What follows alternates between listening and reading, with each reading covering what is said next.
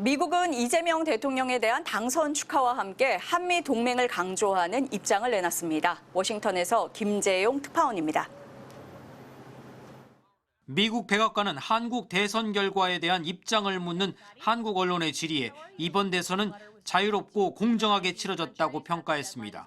국무부는 마코 루비오 장관 명의의 성명을 내 이재명 대통령의 당선을 축하한다고 밝혔습니다.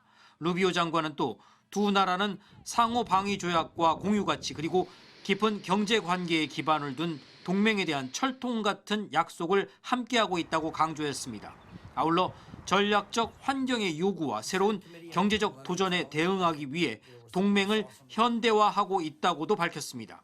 당선 축하를 전하면서도 중국에 대한 견제를 핵심으로 하는 전략적 유연성 문제를 간접적으로 강조한 것으로 해석됩니다. 백악관 당국자가 낸 입장문에도 한미동맹은 철통 같다면서도 전 세계 민주국가에 대한 중국의 개입과 영향력을 우려하고 반대한다는 표현이 들어가 있는데 이 역시 같은 맥락으로 보입니다.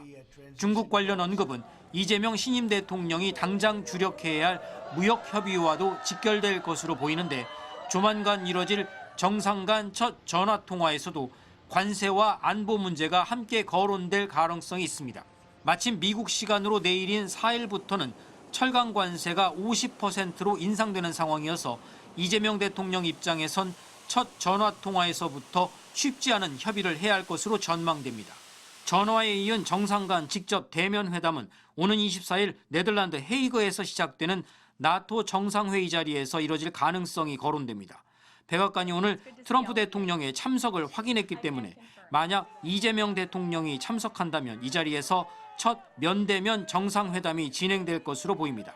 한편 미국 상원에선 한국계인 앤디 김 그리고 외교위 민주당 간사인 진 셰인 의원이 직접 성명문을 내 이재명 신임 대통령에게 축하한다는 입장을 전했습니다. 앤디 김은 한미동맹이 지금보다 중요한 적이 없었다며 유대 강화와 안전한 지역 보장을 위해 함께 노력하자고 촉구했고 진 셰인 상원의원은 이번 대선은 한국 민주주의의 원칙과 회복력을 입증한 결과라고 평가했습니다.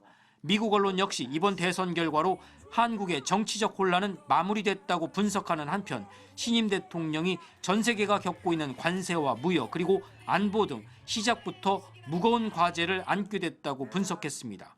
워싱턴에서 MBC 뉴스 김재용입니다.